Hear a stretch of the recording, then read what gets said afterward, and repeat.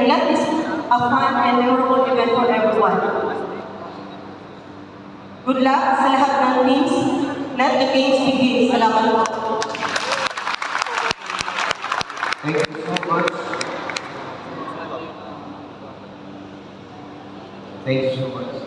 Now, on behalf of the table officials, I will be speaking on behalf of them. First of all, I would like to thank all of you who are part of this.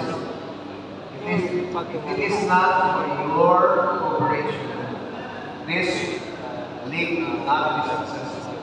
So right now, I am thanking each one of you for coming today, making sure that every time, for 6 Sundays, we will see each other we will make new friends because through basketball, this is the only way where we will be able to mingle with the serving and make sure that the games will be fair, that the games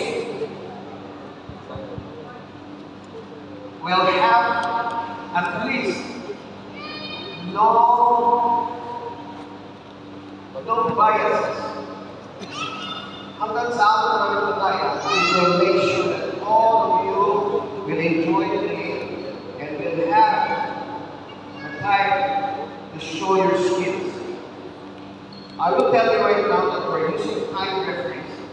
Win or lose, I will play fair and give my best at all times.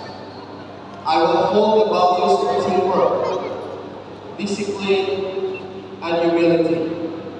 I will carry myself with pride, not just a player, but a good example of others. Today, I take this oath not just to compete, but to inspire, to grow, and to honor the game we love. So help me God. Thank you so much.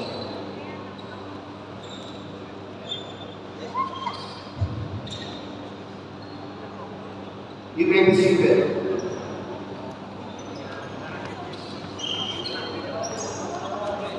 Now to declare the games open. Let me introduce to you one of the most winningest coaches in Bangkok, Thailand. He has garnered 8 championships and 4 of them are for him. Let us welcome one of the organizers, Mr. Daniel.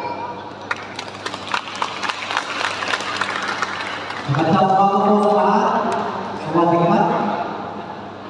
In behalf of UNS Company Limited, CEO of General Manager, Mr. Kamis Ahersta, I now declare this tournament open. Let's go!